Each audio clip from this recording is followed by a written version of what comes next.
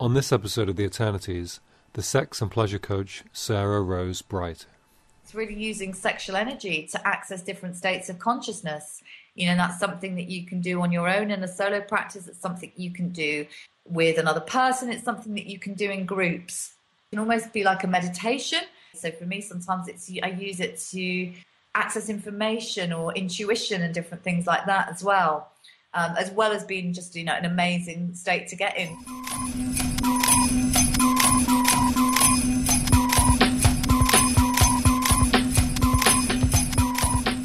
Sarah Rose Bright is a somatic sex coach and sex educator with extensive training that includes sexological bodywork, NLP, Tantra, Shamanism and Taoism. Sarah says, your sexual energy is your life force energy, and when its blocks are released, it can transform everything. I started the interview by asking how she first came to this work. I came to this work over 10 years ago, and it was just before my 30th birthday when I realised I've been doing different personal development work and all sorts of stuff, but really noticed that nobody mentioned sex. And in all these groups that I went to, and I knew that that was an area that I really had to look at, but it terrified me. So I didn't like my body, was terrified of sex, had lots of hang-ups, and I knew I had to do something about it. So for my 30th birthday present, booked myself on a Tantra workshop and never looked back. So it just doing this work totally changed my life, and people started noticing a difference in me, asking what I'd done, asking for advice, and it's just grown organically from there.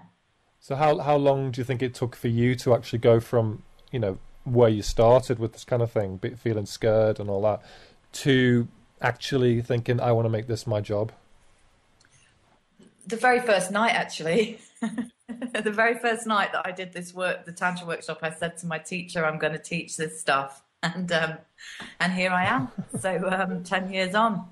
But were you ready for it? You can't have been ready for it the first night, though. No, not at all. But it was like coming home and doing such deep work to look at sexuality and work with sexual energy was it just blew me apart after feeling so shut down and contracted and fearful for years. It just showed me a different way. Yeah. And was just so mind-blowing that I just had an intuition that this is what I wanted to do on the very first evening of doing the workshop, and just stuck with that, just followed my passion, really. Yeah. So how did you go about then feeling like you're qualified, or you have something to give to other people? What sort of training or what sort of experiences did you then go about gathering? So I just started. I did work with a Tantra school called Shakti Tantra, who I've been with for 11 years now, and I did numerous programs with them. And then I started to assist on their workshops. So I assisted on their workshops for a number of years, doing as many as possible. Some years I did 10 workshops, 10 weekends with them. Where are they based? We're based all over the country. Mm-hmm. So work in different locations, and just did as much as I could with them. And because I got so fascinated with all of that, and also just seeing the continued transformation every time in people, and how deep the work was, how profound the work was, I just had a hunger for more. So everything I could, anytime any of the great world pioneers in sexuality came over to the UK, I would be there on the training courses. As well as working with Tantra for over 10 years. I trained as a professional sex coach with the Sex Coach University in America. I also did a training called sexological bodywork, which is the biggest sort of certified training for working with the body and sexual issues in the world. Studied shamanic sexuality traditions, Taoism, all sorts of different things, anything and everything I could get to. So what would be the... So you studied the conventional sort of sex therapy along with something like Tantra. What would be the differences between those kind of approaches? Huge, because conventional sex therapy just deals with talking.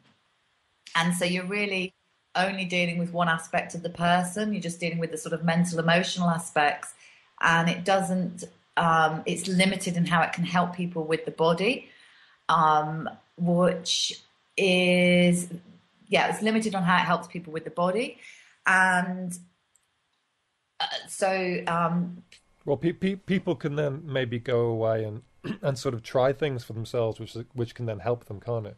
it can help them, but for many people, if you're trying something already on top of habits that aren't working for you, you know, you would not go and learn to play football or a martial art without having a coach there supporting you.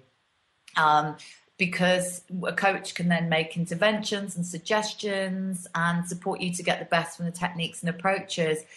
And for a lot of people, they carry a lot of nervousness, a lot of fear, a lot of shame, a lot of tension, and all sorts of things that it's difficult to address just with talking only. It certainly works for some people, but for many people, having a more practical approach is a lot more, can take them a lot more further.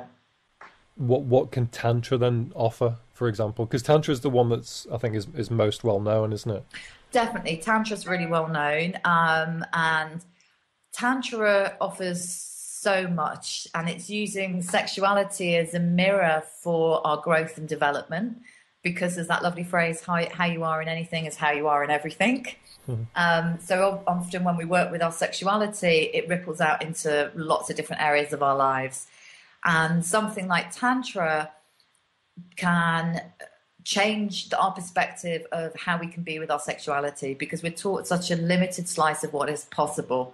And the sexuality that many of us learn, and that's usually through trial and error or through watching porn or watching sex on the movies, is very performance-based in our culture. So it's very focused on goals. It's focused on having an erection, keeping an erection, not ejaculating too soon, having an orgasm, all these different things that can then cause people a lot of performance anxiety. And the focus is so often on the end goal rather than on enjoying the pleasure and the journey. Tantra teaches us to focus, to shift our focus of attention to the present moment and the present experience. So what are we experiencing in that present moment? So it teaches us to focus on pleasure, where erections and different things aren't the sole focus. But it's a big shift of focus for a lot of people. And also just very simple things that Tantra teaches around things like breathing can be really utterly transformative in people's sex lives. And breathing, you know, when I was first told about breathing, I really dismissed it. I was just like, I breathe all the time. Why do I need to do breathing? But actually breathing changes everything, because if we breathe shallowly, which most of us do, and we're not taught to we learn, well, if you look at babies, they breathe very deeply, they breathe down to their bellies, babies and young kids, and then experiences happen, whether it's fear, trauma, being told not to do something that shut us down. And we learn to shallow breathe at quite a young age, and shallow breathing kicks in the side of the nervous system, which is about fight or flight. Fear cultivates anxiety. It's very tension-based. And that's where most people live their sex lives. Well, you're saying that not only that, but most people live there most of the time anyway. Yes, day-to-day in life. So often when I work with clients around breathing, they start to have that as a tool to use in all of their life, and profoundly notice the difference. Do you think that we're all walking around almost in the wrong mode? Well, one of my teachers, Barbara Carella, she says we breathe literally as much as we need to keep alive. I've got another teacher I work with regularly who shares that he reckons so many chronic health problems that people suffer day to day are down to poor breathing. So it's a massive issue, and it also links into the fact that many people live their life in constant low-level stress, or high-level stress even. So breathing kicks in the other side of the nervous system, which is about relaxation and restoration. So if we can learn to exercise that side of the nervous system, it can benefit us right through our lives. So in which ways do people generally find themselves to be below par in their sexuality? Below par. Gosh, lots of different ways. So there's all the standard sexual concerns people have, like premature ejaculation, problems with erections, not able to orgasm, painful sex, There's those sort of standard sexual concerns, which are really regular, but there's also, sorry, that's a terrible phrase, really regular, to standard sexual concerns. But then there's also things that affect people like body image, lack of sexual confidence in general. Am I doing it right? Is it, we don't have any sort of sex education that's of any value. Do you think that's the key problem at the heart of all these issues is the lack of sex education?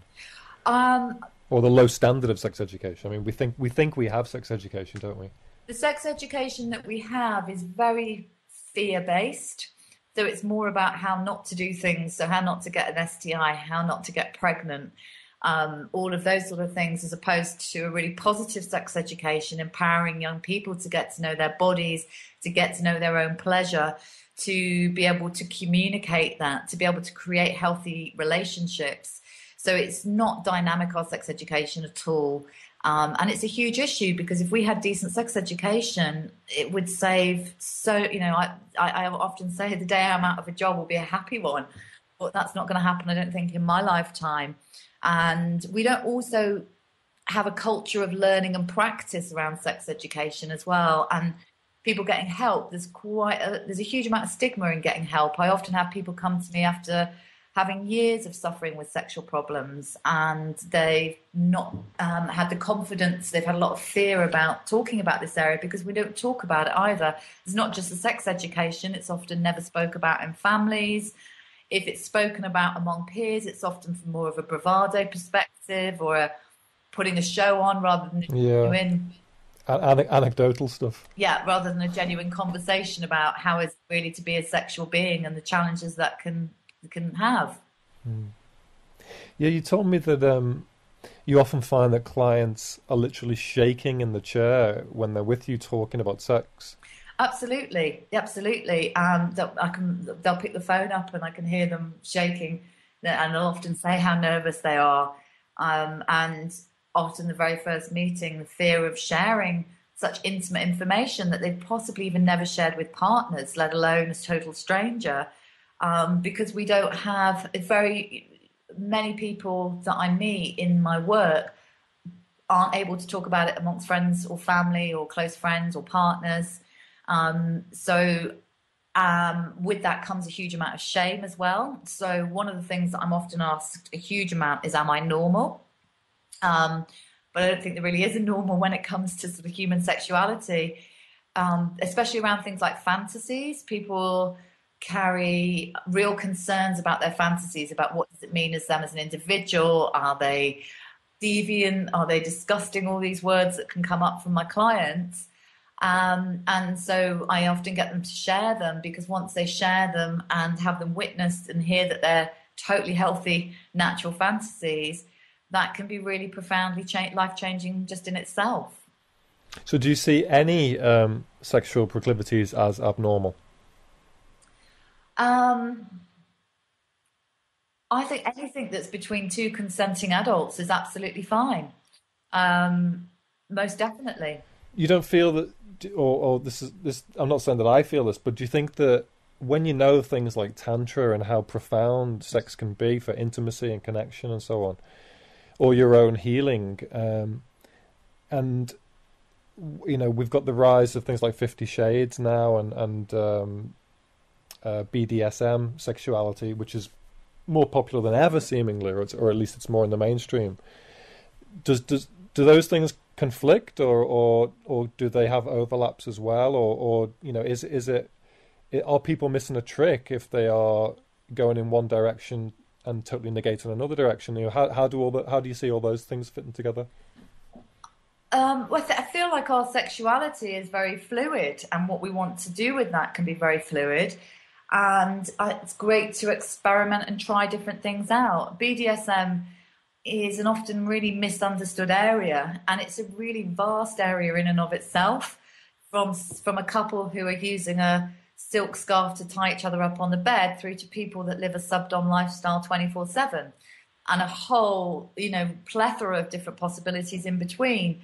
And there's a growing movement of what some people call conscious BDSM. And there's also tantric BDSM. So So there is an overlap there with Tantra. absolutely, there's an Yeah. overlap, and I think the difference is doing BDSM very consciously, because it can be used a lot for healing. Yeah, For that's what I was going to say. It seems to me like there's some kind of role playing going on, and getting to sort of play with old traumas through this sort of sexual energy and what is usually a safe environment. But there are these massive, power inequalities in these BDSM encounters. So, what do you mean? Yeah, that I mean that you mentioned that there is a healing in practices like BDSM, and I was just saying that that's what it seems to me is happening, is that there is some kind of safe role playing of old traumas. Is that what it's about? It's vast. It's a vast field. Yeah. For example, with a practitioner who can use it consciously, absolutely, healing of old traumas can happen. It can also be used in terms of helping people to step into their power and find their power. It can also be used for helping people to let go and surrender. And I think the key is that it's done consciously with really great communication and negotiation.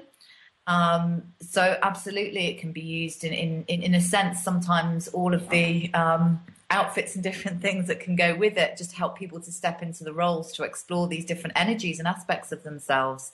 But it's absolutely a growing area. So on balance, it's more of a positive than a negative, even if or are the negative aspects very sort of minimal in BDSM? Do you think?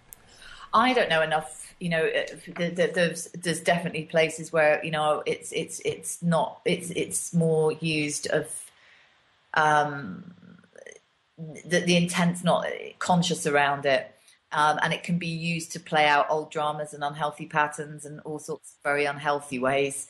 But I don't know enough to comment on how that sits in the world at the moment. But there's every end of the spectrum with it. What about the idea that most people's sexuality misses out on something deeper through sexuality? A deeper connection between your partners and deeper intimacy. Do you think people are getting that? Sort of bumbling into these deeper connections, or do you think that it's a very difficult thing to find? Sorry, I don't know what you mean. In your experience, Yep. And you know sort of how profound sexuality can be.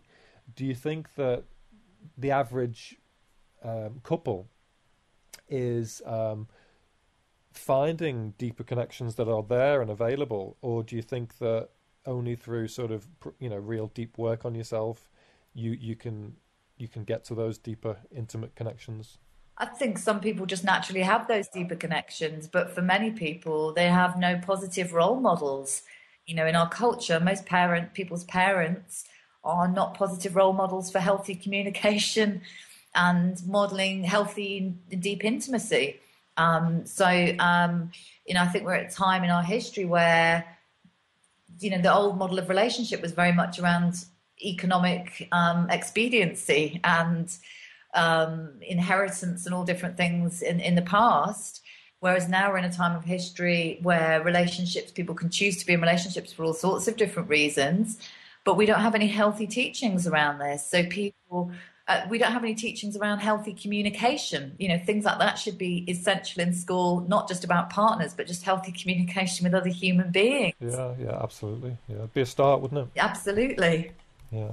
So do you if we could get this these kind of more enlightened ways of communicating, do you think that patterns such as monogamy and polyamory, the sort of the breakdown of monogamy and the rise of polyamory and things like that are going to happen more and more? And what's your view on that? I mean, obviously there's massive dangers in going into that kind of territory, as much as there's massive dangers in going into any relationship, I suppose.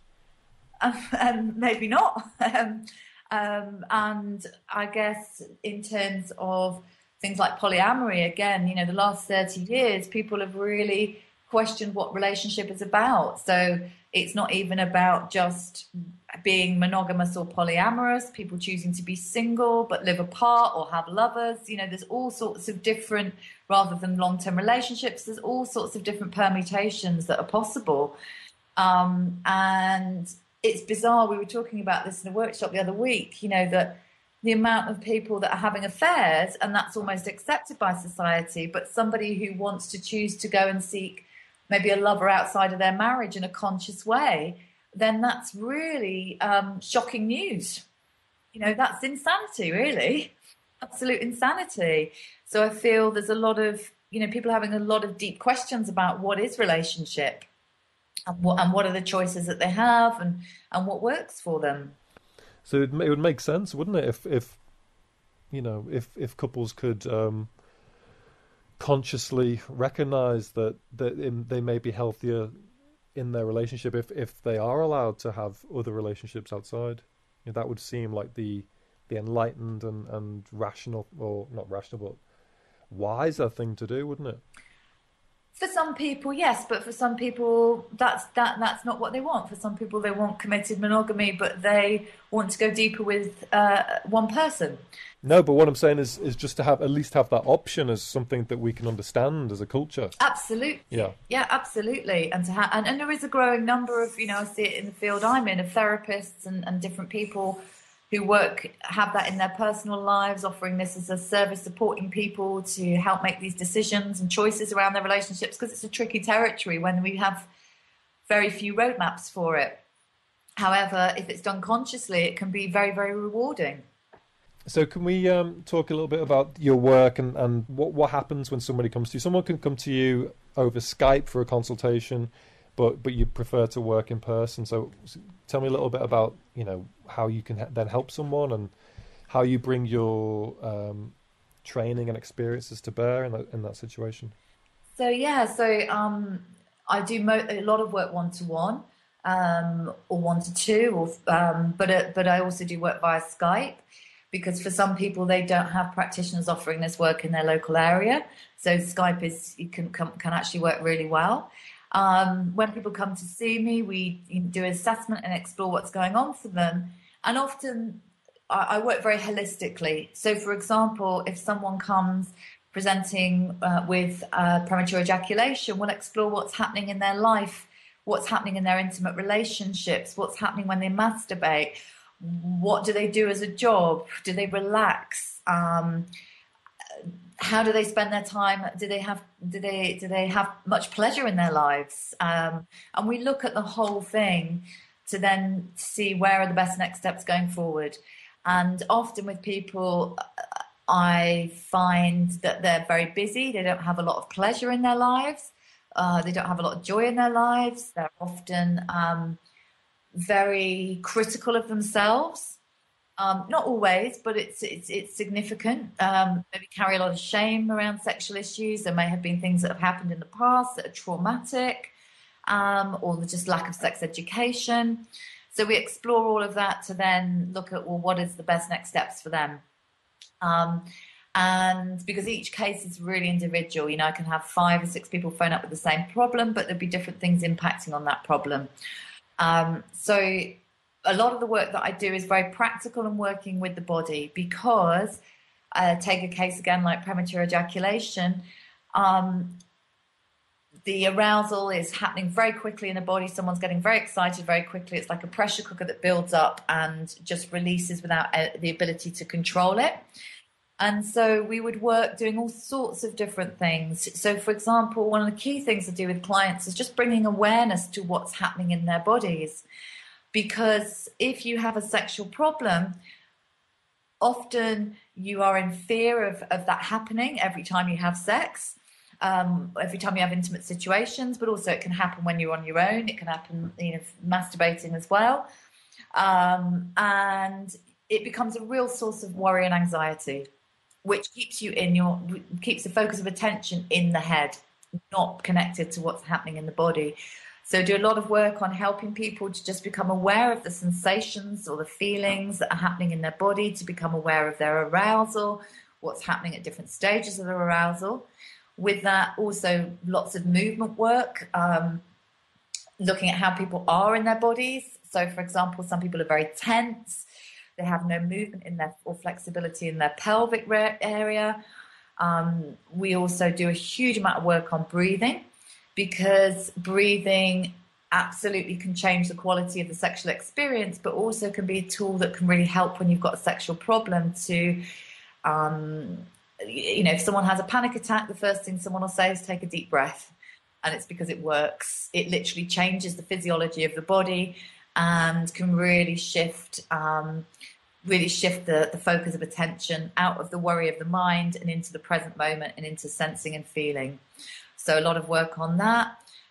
Also bringing in, a lot of tools around mindfulness. So paying attention to what people are telling themselves, because often they're created a self-fulfilling prophecy of what's going to happen and what's going on. So just bringing some detachment to that so they're able to witness those conversations and to start to support themselves in a different way and to let go of those really self-critical voices and to find some kindness and compassion for themselves.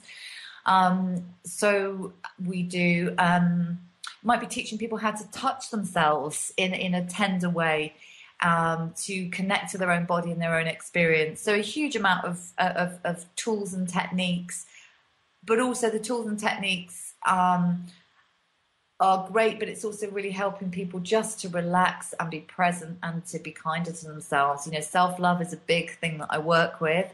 A lot of people I work with are incredibly self-critical, worrying about what's happened, worrying about what might happen, and rightly so, because they've had these sexual problems, but helping them to shift that focus and to find that more kindness for themselves. So once these people are freed to have a healthy sex life, how much further can they go along the scale? What can a healthier and healthier sexuality do? How profound can sexuality be in for healing and transformation and spirituality even? Well, incredibly, and it can go as far as you want to, because take something like Tantra. There's a lovely phrase that I read about 10 years ago, and it's been sort of a guiding light for me. And it said Tantra is something like Tantra is to live every moment orgasmically. Is that possible? Absolutely, it's possible. And it's to live every moment orgasmically so that all of our senses are alive. In our education system, it's very focused on, visual, mind, hearing. And so really cultivating the feelings, all the different senses so that we can taste, so that we can be eating on a pear, and we just are so connected to the flavors of it and the textures of it. We live so much of our lives rushing around, not being conscious of what we're doing, shoving food down us, all sorts of things. And Tantra teaches us to slow down, to be present, to really pay attention to what we're experiencing, so that enjoying an incredible sunset, having an amazing conversation with somebody can just absolutely turn us on. So I feel like, the sexuality that's defined with sexuality to the bedroom, but actually the sexuality, how do we take that sexual energy, that creation energy, to feed as a power source for all aspects of our lives? It's our creativity, it's our sense of aliveness and vitality. So when we really get that energy flowing, it opens us up for all sorts. Even looking at something like orgasm, it's defined. We have our clitoral orgasm, our vaginal orgasm, and actually we can just have that orgasmic energy running moment by moment. And the power of healing in terms of Tantra, the meaning of the word, the Sanskrit meaning of the word, it's got different. I've read different meanings of it, but three that really stayed with me is it's to liberate. So liberating us from limiting beliefs, past patterns and stories, all sorts of things. Then to weave us together so that we're a whole individual, because often we put on different roles and different masks, which we have to do day to day and can be healthy. But for a lot of us, it certainly was for me, it was unhealthy. I was very much, people-pleasing patterns or all sorts of different things. So then when we liberate and then we weave all these things together, then we can really expand into more of who we truly are. And we are absolutely unlimited beings. The only limits we have are what we put on ourselves.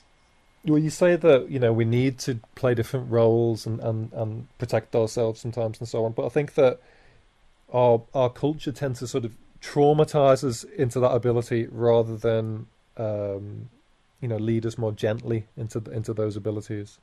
Well, again, we don't have any have any classes in, we're funneled into an education system. We're not invited in education to discover what really gives us joy and what interests us and what turns us on. So it's such a very different approach. Imagine what it would be like if that's the questions we were asked at school. Absolutely, totally agree. Yeah.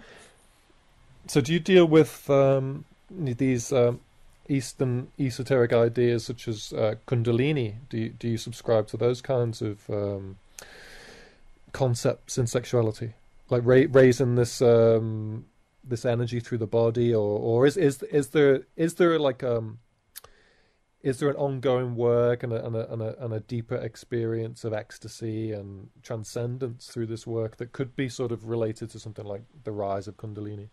Absolutely. We can really get to incredible states of ecstasy and bliss through practices like Tantra. And that's when we absolutely can transcend the everyday, that we can literally experience our bodies dissolving and feeling that vast interconnectedness. So it really is unlimited, but it's a discipline. There's a lovely phrase from Margot Anand that ecstasy is discipline, which goes contrary to sort of everything that's been taught about ecstasy in our society, as it being hedonistic and unconscious and will devour our lives and cause havoc and carnage. And so, but actually, to have that true ecstasy, it is a discipline of practice to really liberate us from the prison of the mind. I think the problem or the mistake is often that people are looking for escape through ecstasy or escape through extremes, and I think that the actual transcendence rather than escape comes from greater and greater awareness, as you say, of the moment or of the body or of just what really is, rather than being conditioned by the mind and then wanting to escape the mind. I think any kind of transcendence, from what you're saying, comes from not trying to escape, but trying to be where you are and be what you are more wholly. Absolutely, and being present. And we often talk about just being with the isness in Tantra, because in our sexual experiences, we often bring preconceptions, expectations, attachments to past experiences. And Tantra really brings back that innocence to how is my body today? How does my body want to be touched today? Or how does my partner's body want to be touched today? And bring that real sense of curiosity and wonder back, because every day our body is different. And we're constantly changing. And if we can bring that fresh perspective, we'll never get bored. And two of the questions we're always asking in Tantra is, what limits our pleasure and what gives us pleasure? We're always stalking where we limit ourselves. And, as I say, how we are in anything is how we are in everything. It's a great thing to stalk for how we are in our lives. So we're continually tracking that, so we can choose what helps us to expand and bring more joy rather than what keeps us small. But the problem is, we have these backgrounds and we have this culture around us that sort of formed us, and that's the biggest impediment, I think, to getting where we really can be as healthy as you're talking about, isn't it? The culture.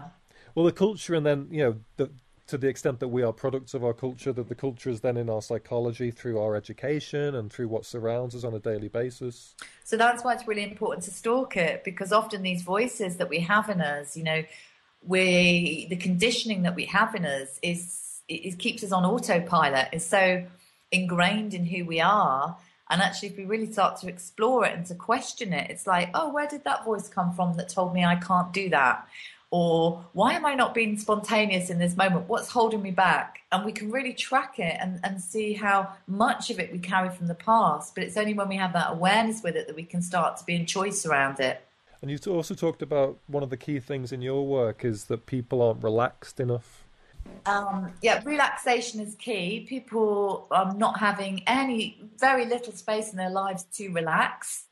We live in a culture where it's just so ingrained in us, the work ethic, and work. I mean, it's definitely shifting now, but I think back a generation, a job for life, you work, and then when you relax, when you retire, you can relax, and actually just to have pleasure for the sake of it. I often have clients quite shocked that the thought that they can just have pleasure without it having any purpose other than just being pleasure. So there's relaxation, but the ability to really relax and switch off, and is one aspect of it. And then the other aspect is the dominance of the mind, and how that constant mental chatter, self-analysis, self-criticism, self-hate and loathing with some people is so deeply ingrained, that there's lots of work to be done there to help people to find a different relationship to their thoughts, and to be able to have that, I often refer clients to meditation classes or apps and mindfulness and different things, because it's a practice. But, it really works. 10 years ago, I couldn't say a positive thing about myself. But with practice and discipline, absolutely has changed everything. And we are our thoughts, we create our reality. And someone said recently, we are the remote controls of our lives. So if we can really, that level of self-mastery to really work with ourselves can be just really transformative. Mm. I noticed on your website there's something called erotic trance states. So this is back at the profound, seemingly the realm of the spectrum. So can you talk a little bit about what are erotic trance states? Erratic trance states. Sorry, erotic. Did I say erratic? Erotic. Okay. Not erratic. We know what they are. Erratic. We know what they are.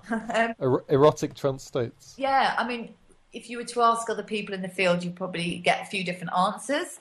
It's a sort of phrase that's been coined, and really it's about, if you think about people's in past, using things like dance and different things, tribes and different things, drumming and everything to get into trance states, to get out of the everyday.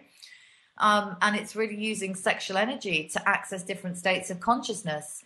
That's something that you can do on your own in a solo practice. It's something you can do with another person. It's something that you can do in groups to really get out of the everyday, to build that sexual energy up in the body, so that you can, it's almost like for me it can almost be like a meditation. So I can get to a place where I just feel just that switches the mind off, that real space where I can actually connect with more than the everyday. So for me, sometimes I use it to access information or intuition and different things like that as well as being just an amazing state to get in. People go to clubs and get high and dance, and this is using sexual energy to achieve a state out of the everyday. So the normal mind chatter completely goes away, and you could be totally without any thought, and obviously feeling massive pleasure, I imagine. Absolutely. I mean, out of body experiences and all sorts of different things can happen. Really? Yeah. Absolutely. And how do you get to those states? All sorts of different ways. I mean, for example, a really basic one is just through self-pleasure. Uh-huh. But what I'd call conscious self-pleasuring, because masturbation is often such a, one, it's very loaded. It's got a huge amount of taboo still. I mean, the very word, the etymology, the root of the word masturbation means I've read about it meaning self-abuse, to defile oneself. So I often talk about self-pleasure rather than masturbation. But for many people, it's a very functional experience, very disconnected experience. However, it can be used as a practice called orgasmic yoga, which is around using this time of self-pleasure as a practice to really connect to your body, your sexual energy, and to be with what is. So it actually doesn't matter. It's not about having high levels of pleasure and it being all lovely. It can be clearing rage out of the system, or clearing some stuck energy out of the system, for using it for healing and transformation, and using that to access those erotic trance states as well. I feel like I've got a colleague and I were developing some work around this, because I feel that it's just such a powerful individual tool for healing and transformation. On many different levels, whether you're in a relationship or single.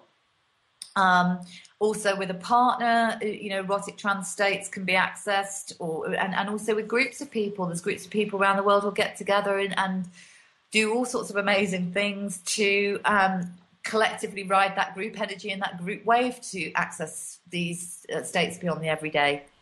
It's a way into, say, the unconscious mind. Or beyond that. Or beyond, yeah. Yeah. Or beyond. Well, the unconscious has often been linked with a door into the beyond, hasn't it? Absolutely. Yeah. I think we're taught such a limited slice of what's possible with our sexuality and our sexual energy. And obviously, clearly people, the Taoists, the Tantrikas, for thousands of years have been using these practices in different ways. And, they're more and more coming into Western culture because people are looking for, what we're taught is limited. And yes, it can be pleasurable, but we can experience so much more, which can really affect not just our quality of our sexual relationships and our relationship with ourselves, but also our everyday lives as well. Totally research shows that people who have great sex lives, whether it's with themselves or another or others, are just happier people and healthier people. Yeah.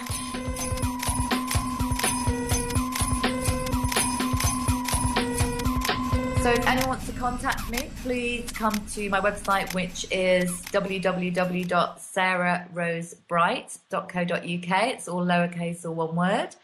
And if you want to sign up to my newsletter, you can get a short ebook for free around how to use the breath, sound and movement to increase your sexual satisfaction. Also, I've got articles on my blog, which have got all sorts of tips around breathing, helping you to shift the focus from performance to pleasure. So have a look at those. I also have some online classes that you can click on a link via my website where you can learn about all sorts of different practices. I'm an affiliate with an amazing school in America. And I also do Skype consultations and intensives. So please do get in touch. And also I'd recommend, if I know a number of your audience in America, if people are interested in finding out more about some of the practices, also there's Tantra, but I'd also look at sexological bodywork. If you type that into a search engine, that brings up a range of practitioners in America, which is an amazing tools and techniques to help people to overcome sexual issues, but also to discover and have more pleasure.